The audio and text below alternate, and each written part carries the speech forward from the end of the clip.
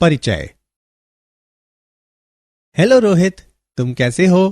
पिताजी, मैं अच्छा हूं। तुम क्या कर रहे हो? मैं रसायन विज्ञान पढ़ रहा हूं पिताजी। वाह, रसायन विज्ञान पढ़ने के लिए अच्छा विषय है। धन्यवाद पिताजी। तुम जानते हो कि सभी वस्तुएं परमाणु से मिलकर बनी होती हैं। ऐसा कैसे संभव है पिताजी? और परमाणु क्या होते हैं? परमाणु साधारण पदार्थों की मूल निर्माण इकाइयां होते हैं। जैसे कि तुम जानते हो कि हर चीज अणुओं से बनी होती है और परमाणुओं के परस्पर मिलने से। अच्छा पिताजी, परमाणुओं में किस प्रकार की सामग्रियां होती हैं? परमाणु इलेक्ट्रॉनों, प्रोटॉनों और न्यूट्रॉनों से मिलकर बने होते हैं और इनमें एक केंद्रीय कोर होती है जो नाभिक कहलाती है। ये तो बहुत रोचक लगता है। क्या आप इस बारे में मुझे कुछ और बता सकते हैं? क्यों नहीं रोहित, आओ मैं तुम्हें परमाणु की संरचना के बारे में और अधिक बताता हूं। उद्देश्य। इस पाठ के अंत में आप निम्न करने में सक्षम हो जाएंगे: अपरमाणविक कणों की व्याख्या करना, परमाणु मॉडलों की चर्चा करना, परमाणु संख्या तथा द्रव्यमान संख्या को परिभाषित करना, संभारिक और समस्थानिक को परिभाषित करना, बोर के परमाणु मॉडल के विकास की पृष्ठभूमि की व्याख्या करना, हाइड्रोजन परमाणु के बोर मॉडल की व्याख्या करना। अपरमाणविक कण। इलेक्ट्रॉन की खोज। विसर्जन नालिक कांच की एक लंबी नली होती है।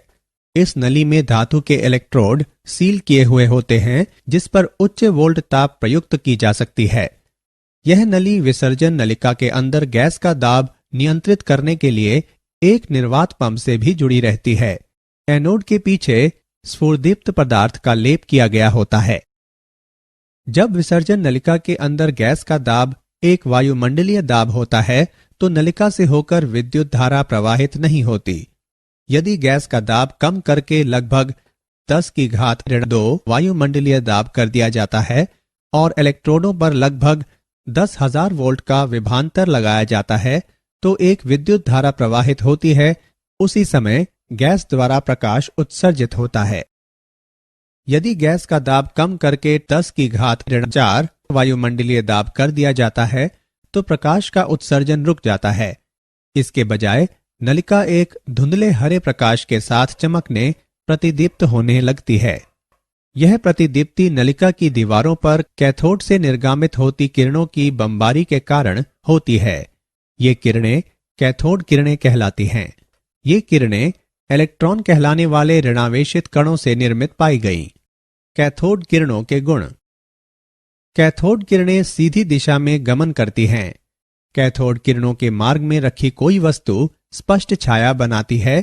इससे स्पष्ट होता है कि कैथोड किरणें सीधी रेखा में गमन करती हैं। विद्युत क्षेत्र का प्रभाव। जब कैथोड किरणों के प्रवाह पर विद्युत क्षेत्र प्रयुक्त किया जाता है तो वे धनात्मक प्लेट की ओर मुड़ जाती हैं। इससे स्पष्ट होता है कि कैथोड किरणें ऋणावेशित होती हैं। चुंबकीय क्षेत्र का प्रभाव। जब कैथोड किरणों के अभिलंबवत चुंबकीय क्षेत्र प्रयुक्त किया जाता है तो वे ऋणात्मक कणों के लिए अपेक्षित दिशा में मुड़ जाती हैं। इससे पुष्टि होती है कि कैथोड किरणें ऋणावेशित होती हैं। इलेक्ट्रॉन का आवेश द्रव्यमान अनुपात। विद्युत तथा चुंबकीय क्षेत्र एक साथ प्रयुक्त किए जाने पर जो एक दूसरे के अभिलंबवत लगाए जाते हैं, दोनों क्षेत्रों को इस प्रकार समायोजित करना संभव है कि कैथोड किरणें प्रतिदीप्त पर्दे पर उसी स्थिति में टकराएं जिस तरह वे कोई क्षेत्र न लगाए जाने पर टकराती हैं। इलेक्ट्रॉनों का आवेश द्रव्यमान अनुपात 1.76 × 10⁸ कूलम प्रति ग्राम पाया गया। कैथोड की प्रकृति या विसर्जन नलिका में ली गई गैस की प्रकृति से पृथक कैथोड किरणों में कणों के लिए E/m अनुपात समान पाया गया, जो दर्शाता है कि इलेक्ट्रॉन सभी सामग्रियों के सार्वत्रिक निर्माणक होते हैं। इलेक्ट्रॉनों पर आवेश। R.A. मिलिकन ने तेल बूंद प्रयोग द्वारा इलेक्ट्रॉन पर आवेश की मात्रा ज्ञात की। तेल की बूंदें एक छोटे छिद्र से होकर उपकरण में प्रवेश करती हैं और दो आवेशित प्लेटों के बीच गिरती हैं। एक सूक्ष्मदर्शी के जरिए बूंदों की गति का प्रेक्षण किया गया। आवेशित प्लेटों के बीच की वायु को X- किरणपुंज प्रवाहित करके आयनित किया गया। X- किरणें वायु के कणों को आयनित कर देती हैं। इस प्रकार उत्पन्न एक या अधिक इलेक्ट्रॉन तेल की बूंद द्वारा अवशोषित किए जा सकते हैं। अतः इलेक्ट्रॉन पर आवेश E बराबर 1.6 गुणे 10 की घात -19 कूलम। इलेक्ट्रॉन का द्रव्यमान Me बराबर 9.31 गुणे 10 की घात -31 किलोग्राम। प्रोटॉनों और न्यूट्रॉनों की खोज। 1886 में गोल्डस्टीन ने एक विसर्जन नलिका में एक छिद्रित कैथोड का प्रयोग किया। निम्न दाब पर विद्युत विसर्जन गुजारने पर उसने कैथोड के पीछे धनावेश वाहक एक नई प्रकार की किरणों का अवलोकन किया। इन किरणों को एनोड किरणें या कैनाल किरणें कहा गया। एनोड किरणों के गुणधर्म। एनोड किरणों में आवेश द्रव्यमान अनुपात विसर्जन नलिका में गैस की प्रकृति पर निर्भर पाया गया। यह प्रेक्षित किया गया कि E/m अनुपात तब अधिकतम था जब विसर्जन नलिका में हाइड्रोजन गैस को लिया गया। यह इंगित करता है कि हाइड्रोजन से बनने वाले धनात्मक आयन सबसे हल्के होते हैं। इन सबसे हल्के धनावेशित कणों को प्रोटॉन का नाम दिया गया। न्यूट्रॉन की खोज चैडविक द्वारा की गई। उसने अल्फा कणों को बेरिलियम पर टकराकर उदासीन कण उत्सर्जित कराए थे जो न्यूट्रॉन कहलाए। परमाणु मॉडल। परमाणु का थॉम्सन मॉडल। उसने प्रस्तावित किया कि परमाणु एक समान घन आवेशित गोला होता है जिसमें इलेक्ट्रॉन कम या अधिक समान रूप से वितरित रहते हैं। परमाणु का यह मॉडल प्लम पुडिंग या रेजिन पुडिंग मॉडल कहलाया। रदरफोर्ड का नाभिकीय परमाणु मॉडल। अल्फा कणों के प्रकीर्णन का प्रयोग। इस प्रयोग के अंतर्गत सोने की एक पतली पन्नी पर अल्फा कणों की बौछार कराई गई। ये कण शीशे की एक प्लेट में एक झिर्री से गुजरते हुए पतले पुंज के रूप में प्राप्त किए गए। जिंक सल्फाइड ZnS से लेपित एक वृत्ताकार पर्दे को अल्फा कणों के कारण होने वाले विक्षेपण का पता लगाने के लिए पन्नी के परितः रखा गया। जब भी कोई अल्फा कण पर्दे से टकराता तो उस बिंदु पर प्रकाश की स्फुरदीप्ति उत्पन्न होती। प्रेक्षण। अधिकांश अल्फा कण लगभग 99% सोने की पन्नी से बिना विक्षेपित हुए निकल जाते हैं। कुछ अल्फा कण छोटे कणों द्वारा विक्षेपित हो जाते हैं। कुछ कण या तो बहुत बड़े कोणों से विक्षेपित होते हैं या वास्तव में अपने पथ पर पीछे की ओर विक्षेपित हो जाते हैं। रदरफोर्ड के नाभिकीय परमाणु मॉडल की व्याख्या। उन्होंने अपने प्रेक्षणों की व्याख्या निम्नानुसार की। चूंकि अधिकांश अल्फा कण बिना विक्षेपित हुए सोने की पन्नी को पार कर जाते हैं, इससे पता चलता है कि परमाणु में अधिकांश स्थान रिक्त होता है। अल्फा कण धनावेशित होने तथा पर्याप्त द्रव्यमान वाले होने के कारण किसी भारी धनावेशित केंद्र द्वारा ही विक्षेपित हो सकते हैं। अल्फा कणों के विक्षेपण का छोटा कोण इंगित करता है कि परमाणु में एक भारी धनावेशित केंद्र उपस्थित होता है। रदरफोर्ड ने इस धनावेशित केंद्र को नाभिक का नाम दिया। भारी धनावेशित केंद्र से सीधे टकराने वाले अल्फा कण बड़े कोणों द्वारा विक्षेपित हुए। चूंकि ऐसे अल्फा कणों की संख्या बहुत कम थी, इसलिए भारी धनावेशित केंद्र द्वारा घेरा गया स्थान बहुत कम होना चाहिए। रदरफोर्ड के नाभिकीय परमाणु मॉडल के मुख्य बिंदु। इस मॉडल के मुख्य बिंदु निम्न हैं।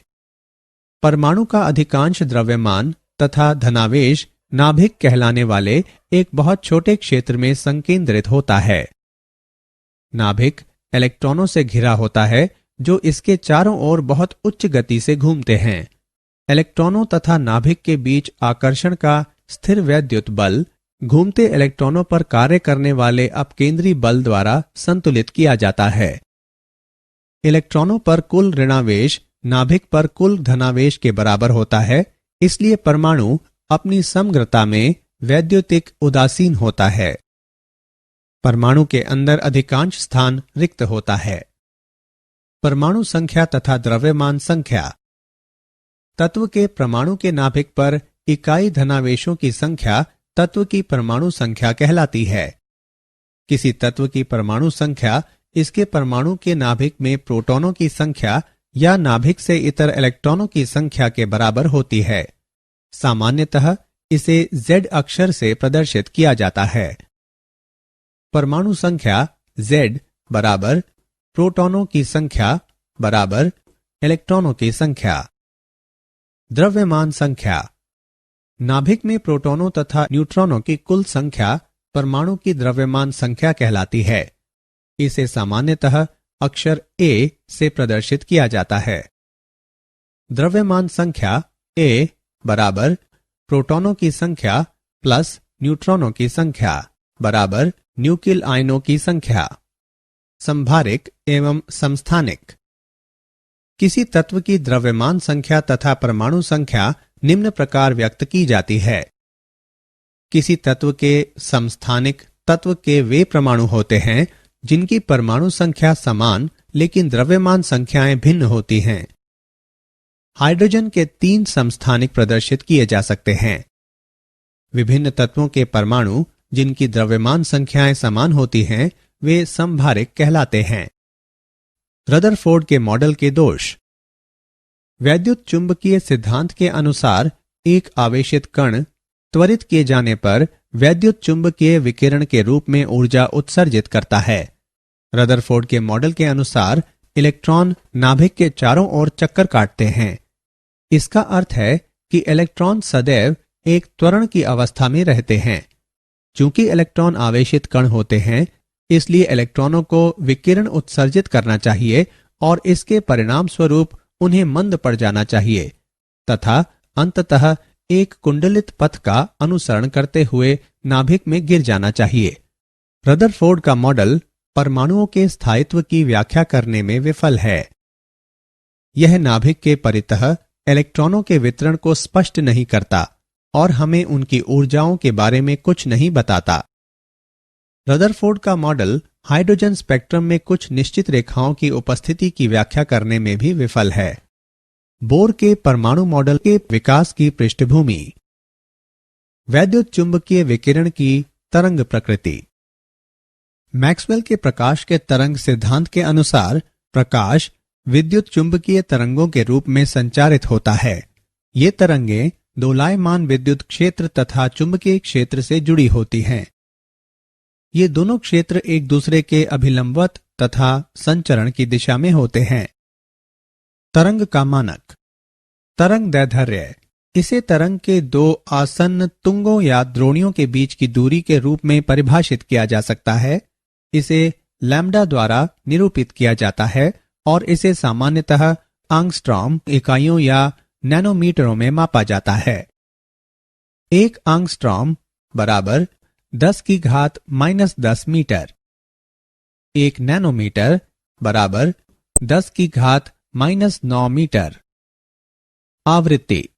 इसे 1 सेकंड में एक बिंदु विशेष से गुजरती तरंगों की संख्या के रूप में परिभाषित किया जा सकता है। इसे न्यू द्वारा निरूपित किया जाता है। इसकी इकाइयां हैं चक्र प्रति सेकंड या हर्ट्ज। वेग। किसी तरंग द्वारा 1 सेकंड में चली गई दूरी तरंग का वेग कहलाती है। इसे अक्षर c से निरूपित किया जाता है। आवृत्ति तथा तरंग दैर्ध्य का वेग c से निम्न संबंध होता है। c बराबर न्यू गुणे लैम्ब्डा। मीटर प्रति सेकंड इसका मात्रक है। तरंग संख्या। इसे प्रति इकाई लंबाई तरंग दैर्ध्य की संख्या के रूप में परिभाषित किया जा सकता है। यह तरंग दैर्ध्य के विलोम के बराबर होती है। इसे इससे निरूपित किया जाता है। इसका मात्रक तरंग दैर्ध्य के मात्रक के व्युत्क्रम होता है। इसे सामान्यतः 1/सेंटीमीटर या 1/मीटर द्वारा व्यक्त किया जाता है। आयाम। यह किसी तरंग के तुंग की ऊंचाई या द्रोणी की गहराई होती है। इसे सामान्यतः अक्षर a द्वारा निरूपित किया जाता है। तरंग का आयाम इसका घनत्व निर्धारित करता है। विद्युत चुंबकीय विकिरण की कणीय प्रकृति, प्लांक का क्वांटम सिद्धांत। विकिरण का तरंग सिद्धांत प्रकाश वैद्युत प्रभाव तथा कृष्ण पिंड से विकिरण की परिघटनाओं की व्याख्या नहीं कर सकता।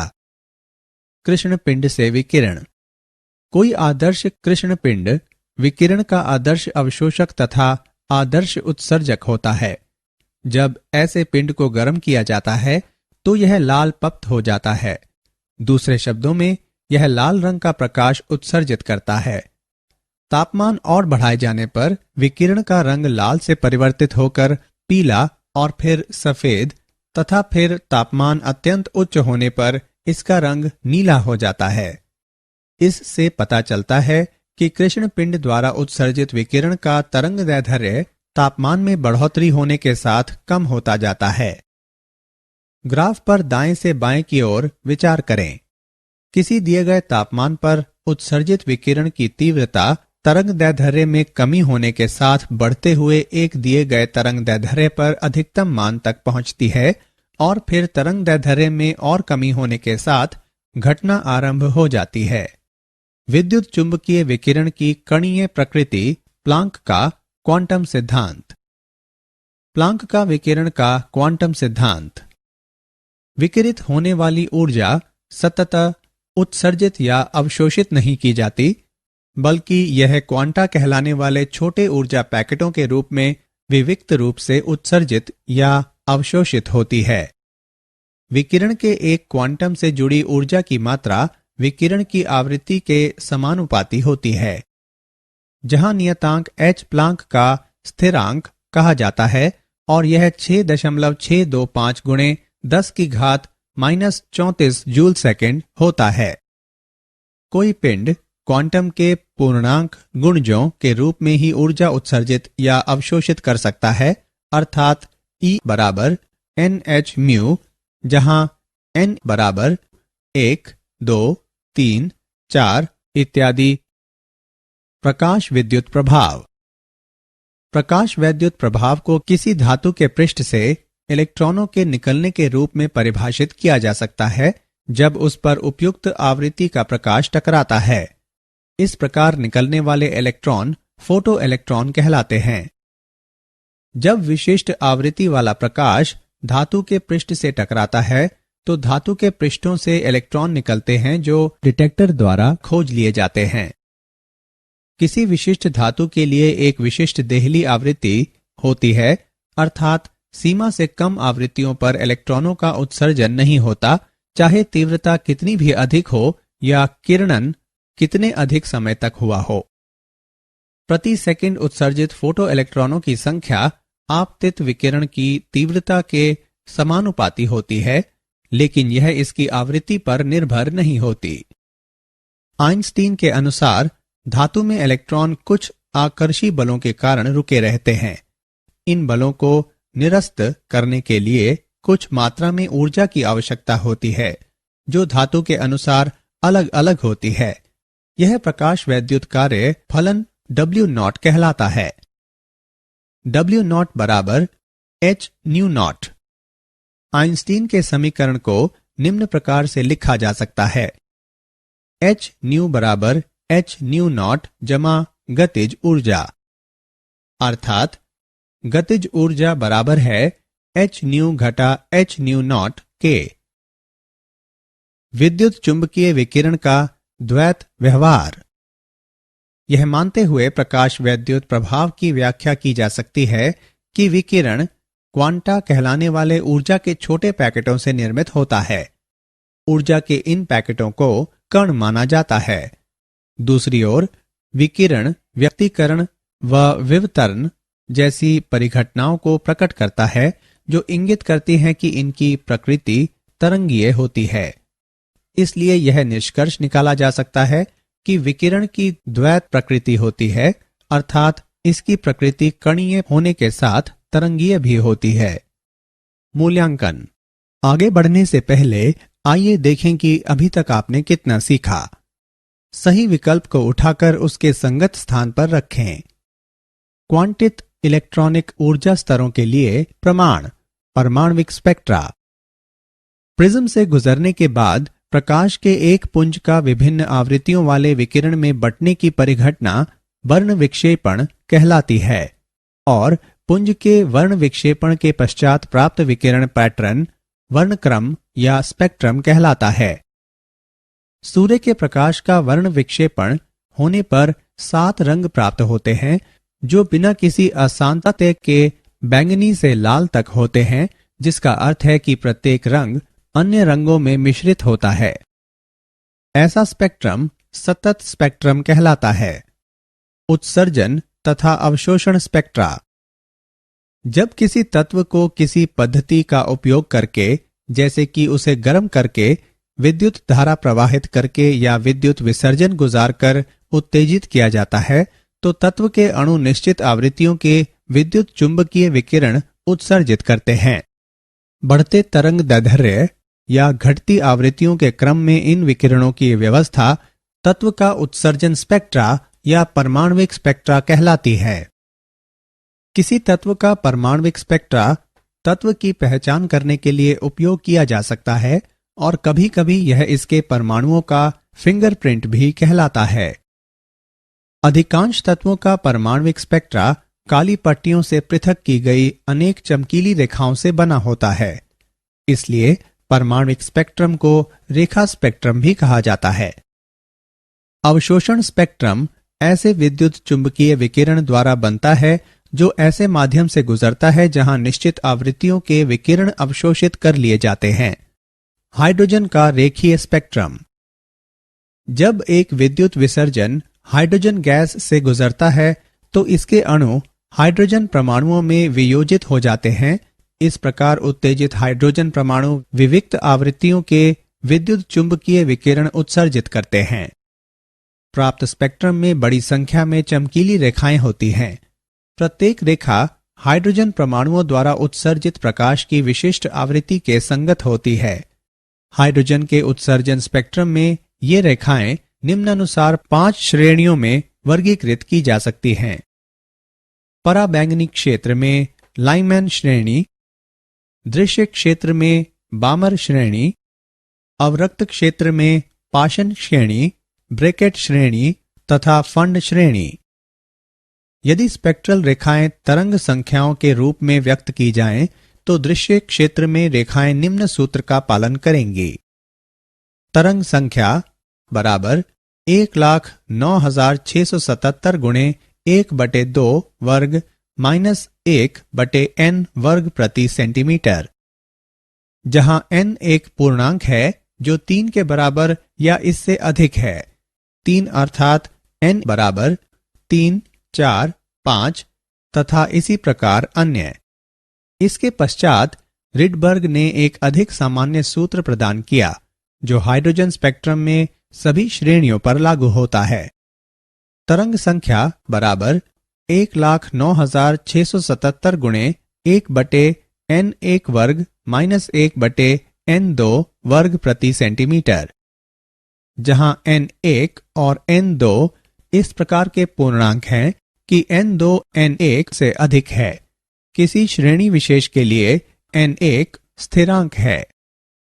1,09,677 प्रति सेंटीमीटर का मान हाइड्रोजन के लिए रिडबर्ग स्थिरांक कहलाता है।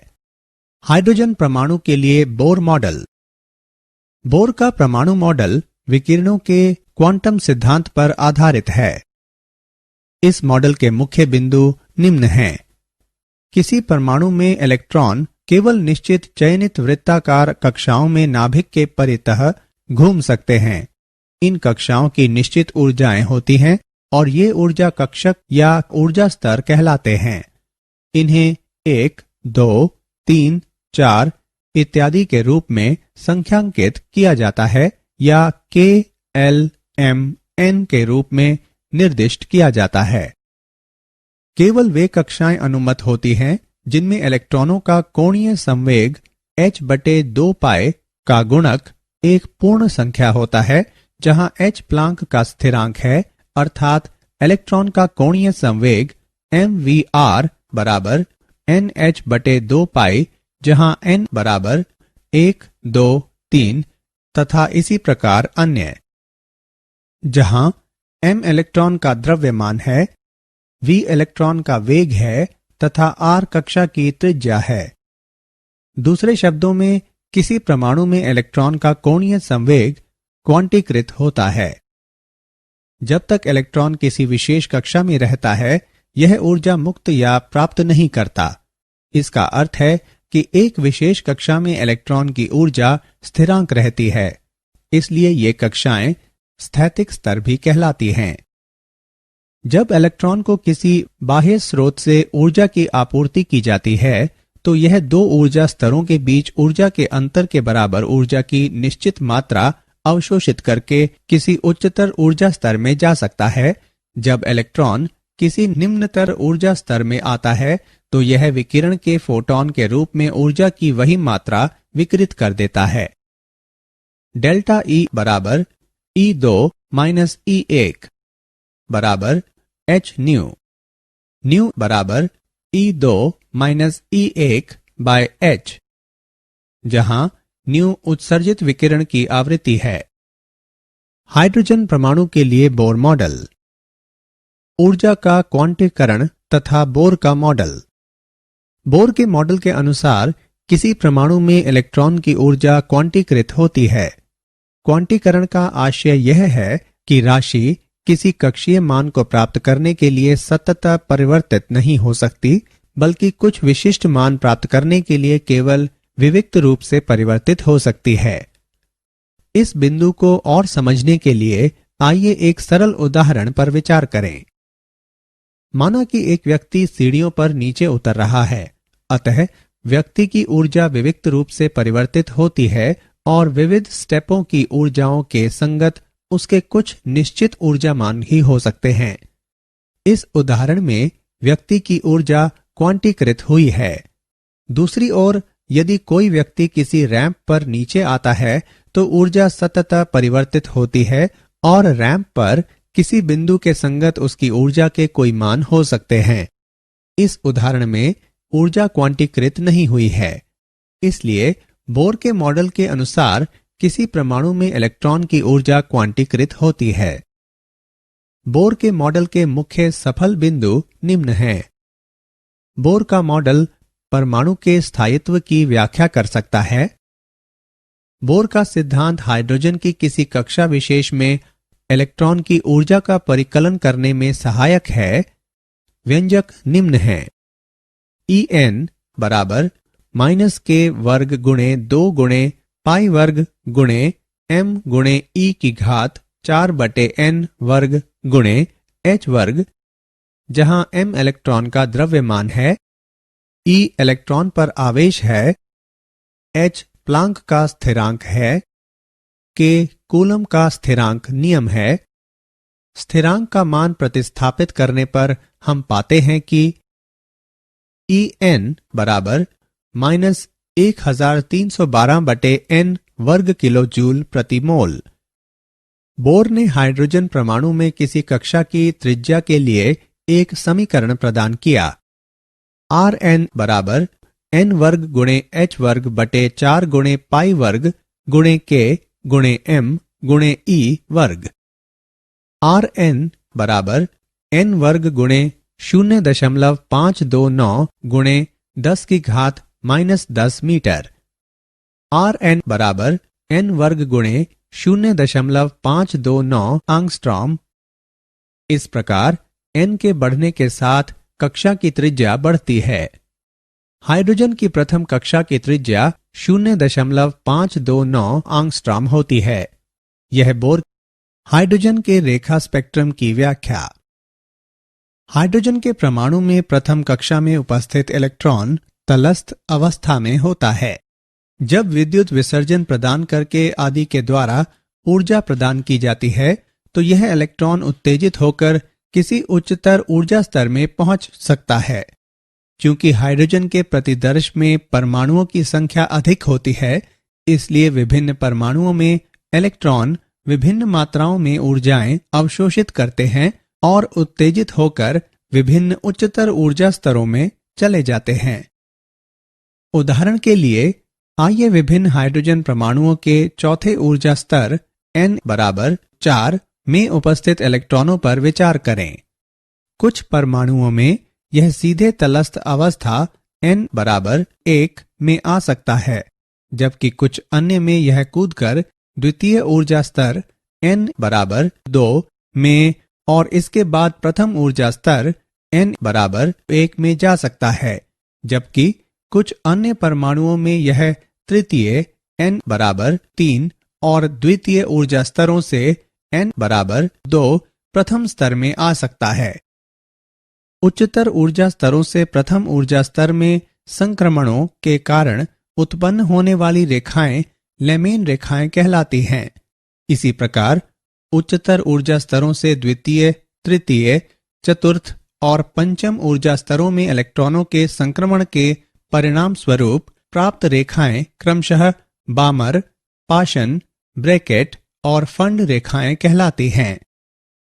माना कि हाइड्रोजन परमाणु में n बराबर n2 वाली एक उच्चतर कक्षा से एक इलेक्ट्रॉन कूदकर n बराबर n1 वाले एक निम्नतर स्तर में आ जाता है। इस संक्रमण के परिणाम स्वरूप इलेक्ट्रॉन फोटॉन विकिरण के रूप में ऊर्जा उत्सर्जित करता है। तब उत्सर्जित फोटॉन की आवृत्ति है आवृत्ति बराबर 3.29 गुणे 10⁻15 गुणे 1/n1 वर्ग माइनस 1/n2 वर्ग प्रति सेकेंड।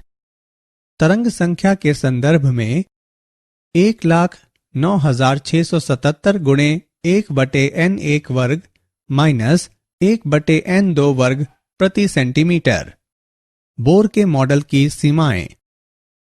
बोर का मॉडल एक से अधिक इलेक्ट्रॉन वाले परमाणुओं के स्पेक्ट्रा को स्पष्ट नहीं कर सका। चुंबकीय क्षेत्र की उपस्थिति में प्रत्येक स्पेक्ट्रल रेखा कम अंतराल वाली रेखाओं में बंट जाती है। जी-मैन प्रभाव कहलाने वाली यह परिघटना बोर के मॉडल के आधार पर स्पष्ट नहीं की जा सकी। इसी प्रकार प्रयुक्त विद्युत क्षेत्र के प्रभाव के अंतर्गत स्पेक्ट्रल रेखाओं का विभाजन, जो स्टार्क प्रभाव कहलाता है, की व्याख्या भी बोर के मॉडल द्वारा नहीं की जा सकी। बोर मॉडल की असफलता के कारण। बोर मॉडल में इलेक्ट्रॉन की तरंग प्रकृति को ध्यान में नहीं रखा गया। एक कक्षा को तभी परिभाषित किया जा सकता है जब इलेक्ट्रॉन की ठीक स्थिति और गति मालूम हो। हाइजेनबर्ग अनिश्चितता सिद्धांत के द्वारा यह संभव नहीं है। हाइड्रोजन परमाणु के बोर मॉडल ने पदार्थ के दोहरे व्यवहार की अनदेखी की और यह हाइजेनबर्ग अनिश्चितता सिद्धांत के विपरीत है। क्या आप जानते हैं, परमाणु विखंडन करने वाले वैज्ञानिकों को मनुष्य द्वारा निर्मित सर्वोच्च रिकॉर्ड तापमान का श्रेय प्राप्त है, जो सूर्य के आंतरिक भाग से 1,00,000 गुने अधिक गर्म है। लेड आयनों का संघटन करने वाले वैज्ञानिकों ने लगभग 5.5 ट्रिलियन सेल्सियस तापमान पर अत्यंत गर्म उप परमाणविक सूप निर्मित किया, जो क्वार्क ग्लुऑन प्लाज्मा कहलाता है। यह ताप किसी प्रयोग में दर्ज किया गया सर्वाधिक उच्च तापमान है। सारांश। आइए हमने जो कुछ सीखा है उसे संक्षेप में दोहराएं। इलेक्ट्रॉन ऋणावेशित होते हैं। इलेक्ट्रॉनों का आवेश द्रव्यमान अनुपात 1.76 गुणे 10⁸ कूलम प्रति ग्राम पाया गया। रदरफोर्ड ने सिद्ध किया कि परमाणु का अधिकांश द्रव्यमान तथा धनावेश नाभिक कहलाने वाले एक बहुत छोटे क्षेत्र में संकेंद्रित होता है। द्रव्यमान संख्या A बराबर प्रोटॉनों की संख्या प्लस न्यूट्रॉनों की संख्या बराबर न्यूक्लियाइनों की संख्या। मैक्सवेल के प्रकाश के तरंग सिद्धांत के अनुसार विद्युत क्षेत्र तथा चुंबकीय क्षेत्र एक दूसरे के अभिलंबवत तथा संचरण की दिशा में होते हैं। कोई आदर्श कृष्ण पिंड विकिरण का आदर्श अवशोषक तथा आदर्श उत्सर्जक होता है। विकिरण के एक क्वांटम से जुड़ी ऊर्जा की मात्रा विकिरण की आवृत्ति के समानुपाती होती है, जहां नियतांक h प्लांक का स्थिरांक कहा जाता है और यह 6.625 गुणे 10⁻⁻34 जूल सेकेंड होता है। प्रकाश वैद्युत प्रभाव को किसी धातु के पृष्ठ से इलेक्ट्रॉनों के निकलने के रूप में परिभाषित किया जा सकता है जब उस पर उपयुक्त आवृत्ति का प्रकाश टकराता है। इस प्रकार निकलने वाले इलेक्ट्रॉन फोटो इलेक्ट्रॉन कहलाते हैं। किसी तत्व का परमाणविक स्पेक्ट्रा तत्व की पहचान करने के लिए उपयोग किया जा सकता है और कभी-कभी यह इसके परमाणुओं का फिंगरप्रिंट भी कहलाता है। हाइड्रोजन के उत्सर्जन स्पेक्ट्रम में रेखाएं निम्नानुसार 5 श्रेणियों में वर्गीकृत की जा सकती हैं। लाइमैन श्रेणी, बामर श्रेणी, पाशन श्रेणी, ब्रैकेट श्रेणी तथा फंड श्रेणी। रिडबर्ग ने एक अधिक सामान्य सूत्र प्रदान किया जो हाइड्रोजन स्पेक्ट्रम में सभी श्रेणियों पर लागू होता है। 1,09,677 प्रति सेंटीमीटर का मान हाइड्रोजन के लिए रिडबर्ग स्थिरांक कहलाता है। बोर ने हाइड्रोजन परमाणु में किसी कक्षा की त्रिज्या के लिए एक समीकरण प्रदान किया। Rn बराबर n वर्ग गुणे 0.529 एंगस्ट्रॉम।